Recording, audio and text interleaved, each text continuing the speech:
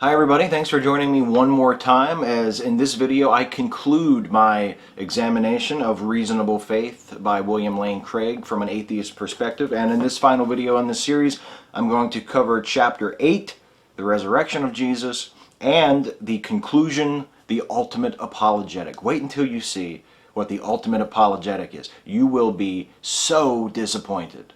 Craig begins by reminding us of the two conditions which he says are necessary for a meaningful existence: God and immortality. And having spent most of the book up to this point arguing for the existence of God, and not just any God, but the God of Christianity, Craig retreats to a generic theism when he's trying to sound philosophical. But clearly, it's not just a God whose existence is necessary to Craig, but the God of the Old and New Testament. Having done that, Craig now turns to the arguments for the existence of immortality, which Craig aims to demonstrate is real and attainable thanks to the resurrection of Jesus. And Craig says, quote, "If Jesus rose from the dead, then his claims are vindicated and our Christian hope is sure. If Jesus did not rise, our faith is futile and we fall back into despair." And we wouldn't want that to happen, now would we? So let's take a look at Craig's arguments for the resurrection. And as always, he starts with the historical background. He summarizes the three-pronged traditional argument for the resurrection. And those three prongs are: one, the Gospels are authentic, meaning that they were actually written by their traditional authors of Matthew, Mark, Luke, and John, authors who knew the truth about the life of Jesus and recorded that truth in the Gospels. Second, that the Gospels are pure, meaning that the texts that we read today are the same as when they were first written 2,000 years ago. And third, the Gospels are reliable, meaning that the events they depict actually happened as depicted.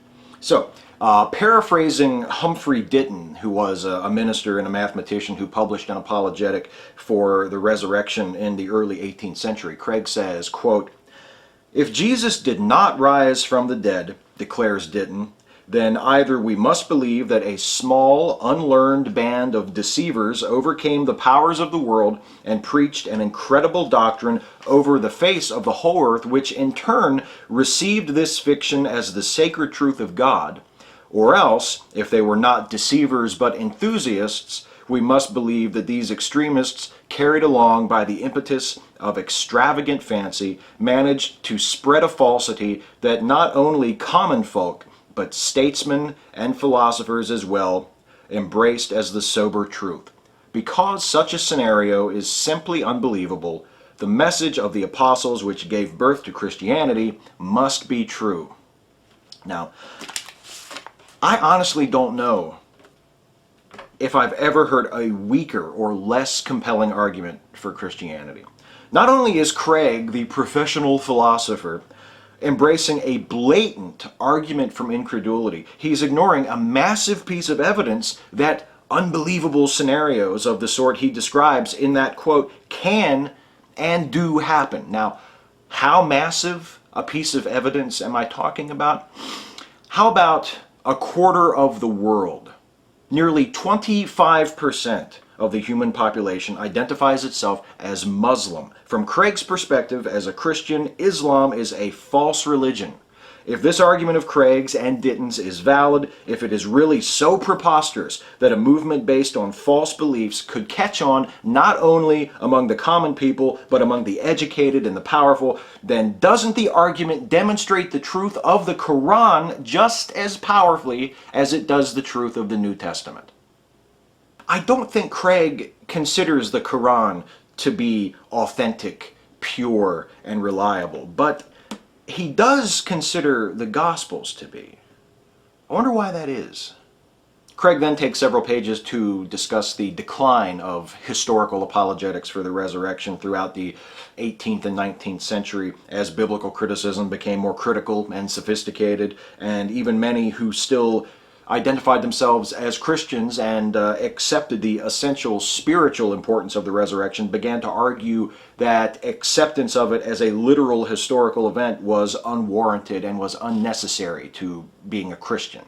Now onto the assessment section of the chapter. Craig begins presenting his own case for the resurrection by proclaiming that it stands on three facts, and those facts are the empty tomb, the post-resurrection appearances, and the origin of the Christian faith. And the last two there, the post-resurrection appearances and the origin of the Christian faith, Craig covers a lot of very, very familiar ground, both in terms of his specific arguments and in terms of just the premises underlying those arguments and the methodology Craig employs. So those last two sections, those last two legs of his case, I'll tell you right now, I'm going to go through them pretty quickly. But that first one, the empty tomb, warrants a slightly more detailed examination. So let's start with the empty tomb.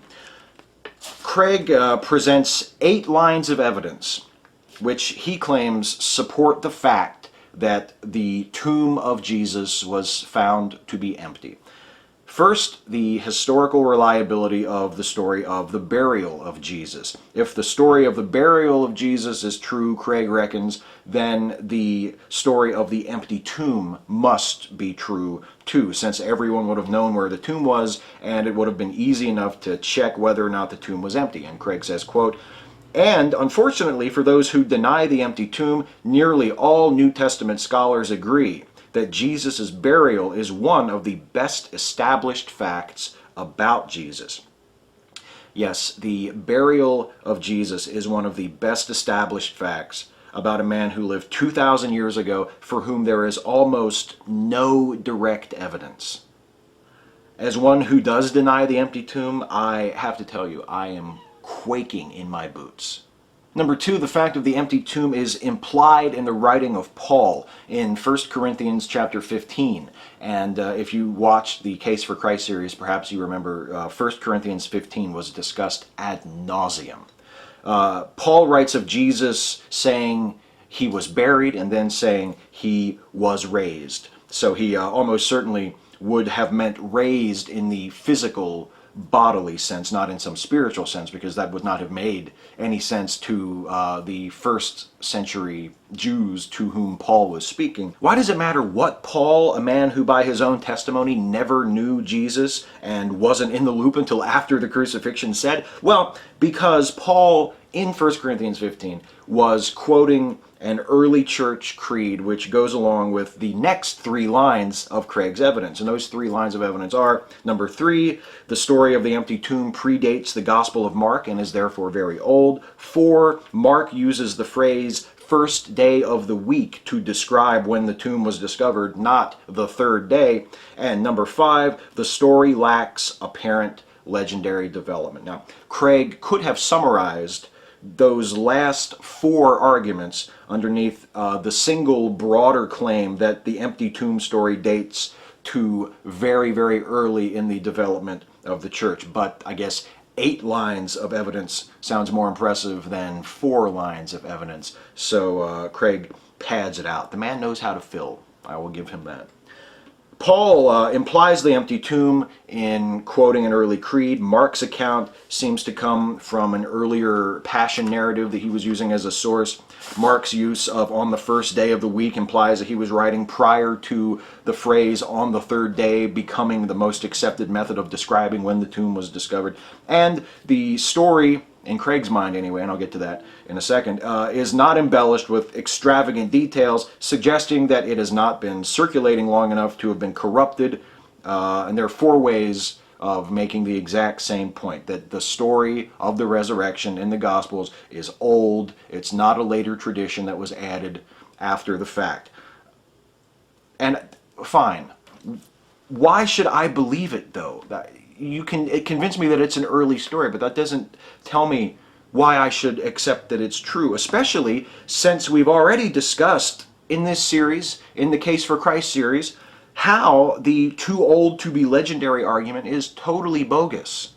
So let's talk about the simplicity and lack of legendary development in the resurrection story. Craig specifically refers to the account in Mark as being straightforward and showing no signs of embellishment. But Mark is not the only gospel, and Craig isn't arguing that Mark is authentic and pure and reliable. He's arguing that the Gospels, all of them, are authentic, pure, and reliable. And while Mark might seem relatively down to earth in relating the discovery of the empty tomb, Matthew has an angel descending from heaven, heralded by an earthquake, and rolling the stone away in front of the witnesses. Luke and sober, reliable Mark also have unidentified men present to announce that Jesus is risen, although they stop short of declaring them to be angels. So, what does this mean? Well, to me, two things come to mind. First, Craig's description of the resurrection narratives as free from legendary development is a loser right out of the gate. A portentous earthquake, an angel coming down from heaven and rolling away the stone doesn't sound too historical to me. Second, does Craig's focus on the less embellished Markan account mean that he recognizes that the other Gospels, particularly Matthew, are corrupted to some extent by legend? That's certainly the impression I get. I'm sure that wasn't Craig's intention, but nevertheless, there it is. If the Gospels are historical, and there's no reason to doubt their authenticity, if there's no reason to doubt that the earthquake and the angel were a part of the event as it actually happened, why specify in your argument that it's Mark's version which is straightforward and free of legendary embellishment? Why not just refer to the Gospels and the resurrection narrative generally? Why single out Mark at all? By singling out Mark, Craig invites comparisons to the other Gospels. Matthew uses Mark as a source. The earthquakes and angels in Matthew's resurrection narrative seem to be examples of exactly the sort of legendary embellishment Craig claims the Gospels are free of. Line of evidence 6 is that the tomb was found empty by women, and this is important to Craig because women were not legally eligible to be called as witnesses in Jewish courts at the time. They occupied this very lowly position in first century Jewish society. So depicting women as the discoverers of the empty tomb suggests to Craig that the story is true, because after all, if the gospel writers wanted to change the story, why not change it to have men discover the tomb? Men would be considered more credible eyewitnesses. Craig says that the only plausible explanation is that women actually did discover the tomb, and therefore the story, as we read it, is accurate.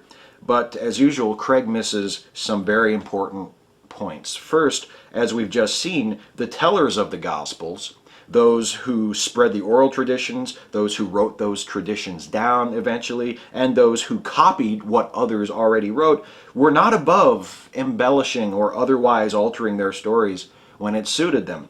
And second, there is a plausible explanation for why someone would have altered the story to cast women as the first witnesses to the empty tomb, or cast women in that role in a completely invented story.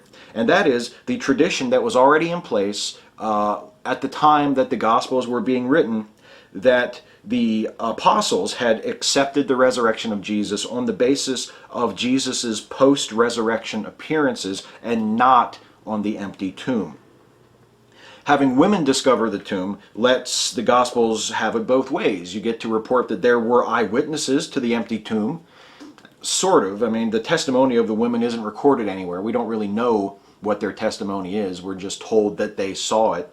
In fact, in Mark chapter 16, verse 8, it even says that the women who saw the tomb didn't tell anybody. So we have sort of kind of eyewitnesses, and we also get to keep the tradition of the apostles believing in the risen Christ on the basis of the appearances, not on the empty tomb. And I went over all this in my series on the case for Christ as well, and as I noted there is an excellent essay on the resurrection of Jesus by Peter Kirby that's posted at infidels.org that I will link to in the description box. Number 7, the disciples preached the resurrection in Jerusalem, which would have been impossible if it were common knowledge that Jesus was still dead in his tomb. And this is a version of the self-correcting argument, the idea that there's just no way you can convince people that a false claim is true if there are people in the community who know better and would correct the inaccurate information. And we know that this is a totally bogus argument. It is quite possible for a false belief to spread and gain traction, even when lots of people know it to be false, and even when the means of discovering whether or not it's true or false are widely available. Plus, Craig is really inflating the importance of those first Christians in Jerusalem, I think. In its earliest decades, and especially in those first days following the death of Jesus, Christians were a tiny, tiny portion of the population. Most people living in the city of Jerusalem at the time would probably neither have known nor had any reason to care what the members of the Jesus cult believed. And then number 8, early anti-Christian Jewish propaganda presupposes the empty tomb. And this one is my favorite of the 8 lines of evidence. Craig quotes a passage from Matthew about the guards at the tomb telling the Jewish leaders about the empty tomb, that Jesus was gone, and the leaders pay the soldiers to spread the rumor throughout the town that the disciples had stolen Jesus' body. And Matthew says, and this story has been spread among the Jews to this day. Craig says, quote, think about that. The disciples stole away his body. The Jewish propaganda did not deny the empty tomb, but instead entangled itself in a hopeless series of absurdities trying to explain it away. In other words, the Jewish propaganda that the disciples stole the body presupposes that the body was missing. Thus, the Jewish propaganda itself shows that the tomb was empty. This is historical evidence of the highest quality, since it comes not from the Christians, but from the very enemies of the early Christian faith. Does it? Because it really seems to me like it comes from the Gospel of Matthew. Does Craig quote from this supposed Jewish propaganda? Does any of this Jewish propaganda about the disciples stealing the body of Jesus still exist? Does Craig offer any evidence that this propaganda ever existed other than a quotation from Matthew? Try to fathom, if you can, how nakedly dishonest this is. He is claiming that a particular piece of Jewish propaganda presupposes the empty tomb and therefore demonstrates that the empty tomb was accepted even by enemies of the church, who then had to twist themselves into knots and pull a story out of their asses about a stolen body in order to account for the empty tomb. But his source for the content and for the very existence of this Jewish propaganda is a piece of Christian propaganda. That passage in Matthew about the Jewish elders making up the stolen body story is not historical evidence. It is an assertion. It's a claim. It's not evidence of anything. That Craig would even attempt this sleight of hand is so contemptible that it actually comes back around the other way and becomes kind of funny. David Brent could write a better apologetic than this. Pathetic. Moving on to explaining the empty tomb. In this section, Craig deals with 3 alternative explanations for the empty tomb. There's the stolen body conspiracy theory, which Craig dismisses for 3 reasons. First, moral implausibility. The disciples wouldn't have done anything as dishonest as stealing the body of Jesus and claiming he'd been resurrected. They were devout people, not hoaxers. Where's the evidence for this? Number 2, psychological implausibility. The disciples would have been too devastated following the crucifixion to have plotted and carried out such a scheme. That sounds a lot like an argument from incredulity to me. And then 3, the disciples were evidently sincere. They changed their lives and they even died for their beliefs following the death of Jesus, none of which makes any sense if they were lying about the whole thing. Again, where are the sources justifying this perception of the disciples? I would love to know. Then there is the apparent death theory, which has Jesus actually surviving the crucifixion and reviving in the tomb and walking out, and then convincing the disciples that he had in fact been miraculously resurrected. Craig dismisses this for 3 reasons. The first being physical implausibility. Jesus just could not have survived his scourging and his crucifixion and his burial. What I find interesting is that Craig finds such a physical resuscitation after that horrible beating and crucifixion to be totally implausible, but not a magical resurrection. Reason number 2, religious implausibility. Christianity is built on the belief that Jesus rose supernaturally from the grave in power and glory, not beaten and bloodied and nearly dead. And there's certainly no way that that powerful and glorious depiction of the post-resurrection Jesus could have been the product of legendary invention, right? And then 3, biographical implausibility. I love this one. Jesus just wasn't the type of guy to trick his followers into believing he'd been dead and then miraculously resurrected. And Craig says, quote, "But this is a tawdry caricature of all that we know of the real Jesus, whose life and teachings belie such an interpretation of his character." And the source for all that we know about the life and teachings and character of Jesus is